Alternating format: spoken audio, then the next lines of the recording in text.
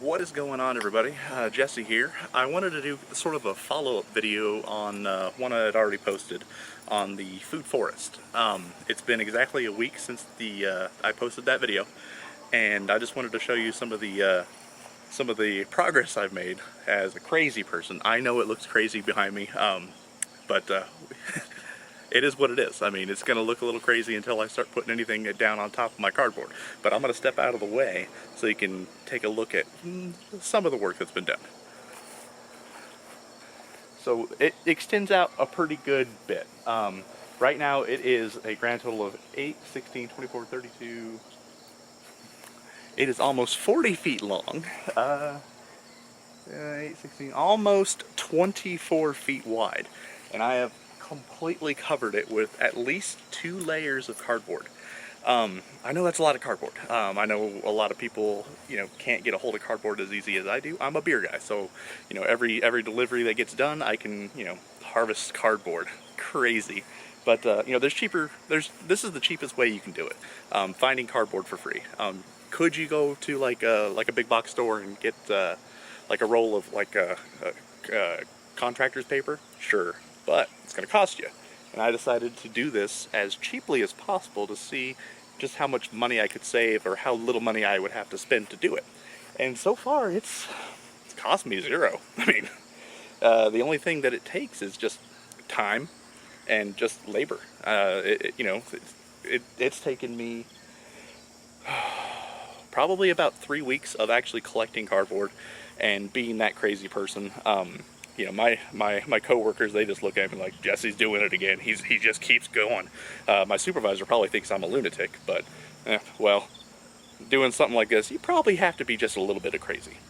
Now, granted, I wish everyone would do, a little food forest, but, that's neither here nor there. I just kind of wanted to do a pseudo update on food forest, though, because I think I glossed over a lot of stuff last time, and I was super excited. It was the first time I actually got to start doing something that I've thought about doing for a long time, and it's just something that it excites me. It's a sustainable way of producing a vast quantity of food for yourself and your family, and as long as you keep on top of a few things and maintaining, it's an easy way of just getting a lot of food for very little money. I mean, the upfront cost. Just whatever it costs to get your trees, whatever it costs for your bushes, your shrubs, like if you were doing contractor paper, it'd be that. Wood chips, which I can't find them, so I'm going to do nothing but bales of hay, which also a little bit difficult to find, but it's going to be easier than bales of hay, or it's going to be easier than wood chips, let me tell you. Whew. But yeah, this is all part of step 1. Step 1 is basically, clean sheeting the entire ground level. You don't want any weeds. You don't want anything to be growing where all of your new vegetables, your new fruits, your trees are going to be growing. And this also introduces carbon. I mean, additional carbon to your soil. All of this cardboard will break down, and it may sound like it's going to take a while, but that's why I started in August. It is the middle of August right now. And I have no plans on actually planting anything until fall, and everything is going to be in a dormant state. And then it's just planting. At the very least, I'm not actually going to see any sort of productivity out of this plot for at least a year. That may sound like a long time, but the way to look at this is an investment. It's an investment on your future.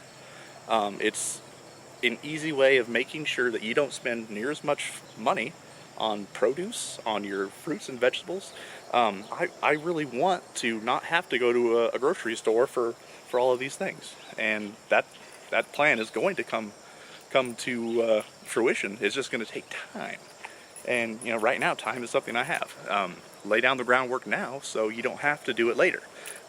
If the longer you put something off, the harder it's going to be to do it, and the longer it's going to take for you to actually see any sort of productivity. So start it now. Okay, so step 1 is sheeting the entire floor area of your food forest. Like I said, you want to make sure everything is gone. This will also introduce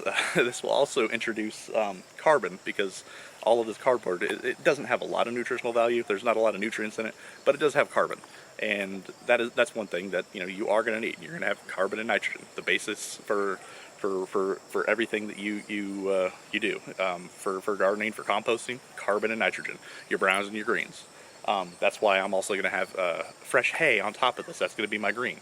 And I'm going to have so much of these two combined that over the course of the entire fall and early spring, it'll start to break it down. I already experimented with this in my Mega Garden box. I did that with 5 inches of hay and 1 inch of topsoil. And over the course of one growing season, it turned into perfect compost. So this will happen the same way. I'm just letting nature take its course. Now, what happens when I get all of this cardboard complete? Everything's going to die, of course. What happens then? I'm going to place all the hay on top. I'm going to, this is a large area.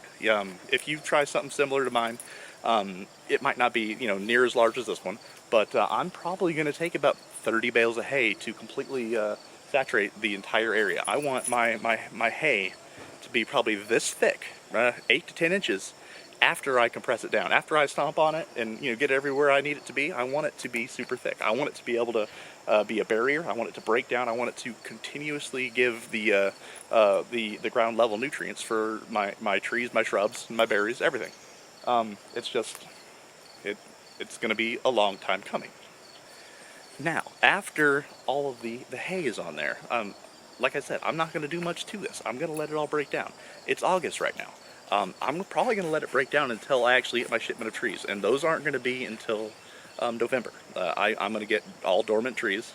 Well, obviously, aside from the trees that are already here, I have my 2 apple trees.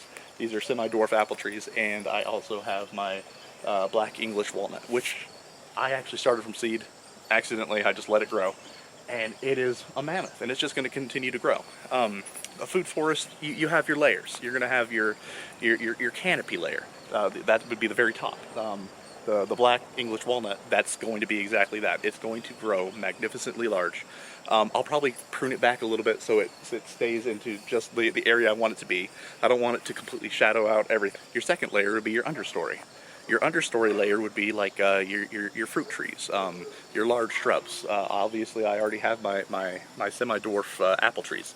I'm also going to introduce dwarf fruit trees. I'm going to have, 2 plum trees. I've got a apricot tree coming. I've got another dwarf cherry. I already have a cherry tree on my property, but I wanted another one.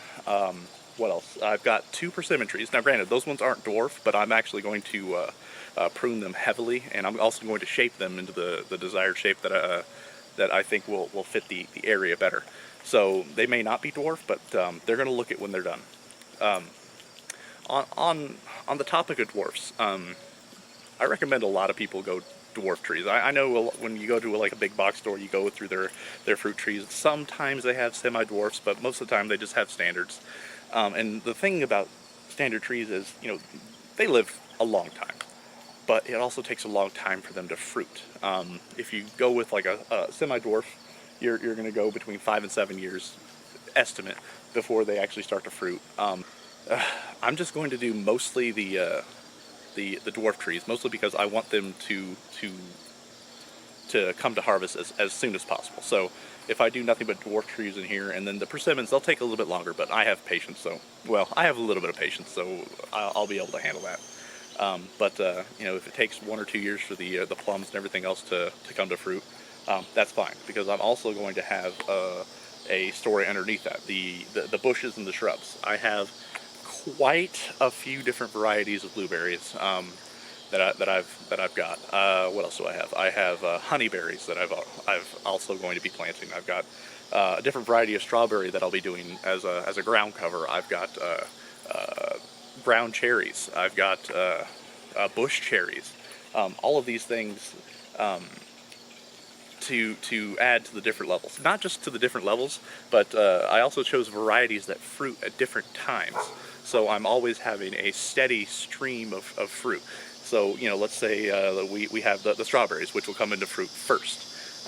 You know, when they're starting to wind down, my blueberries will start production. When they start to wind down, my honeyberries will start to go into production. I always want to have a steady supply, be it the strawberries, blueberries, honeyberries, raspberries, blackberries. I just want to make sure that I have a constant supply of something that's coming out of here.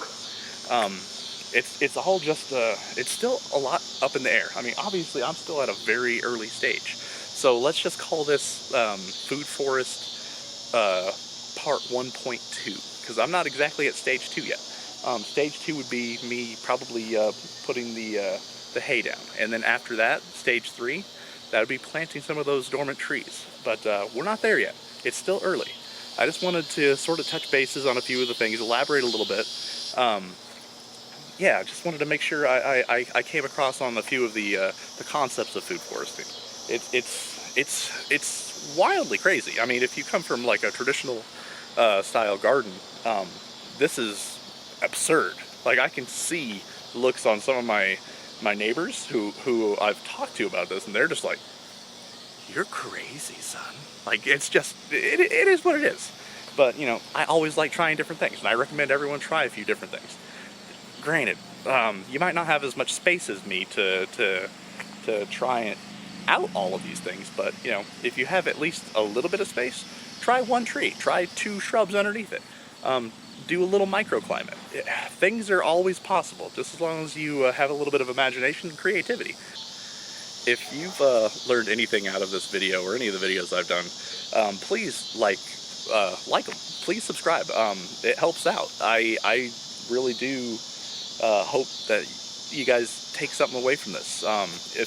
Even if it's just satisfying morbid curiosity on some of the things that I do. I want to know you guys are out there. So yeah, like and subscribe. This is Jesse. Can't wait to get Food Forest Part 2 out to you. It'll take some time. I gotta start collecting all that hay still. But when it comes around, I'll start doing another video. So this is Jesse. Happy gardening.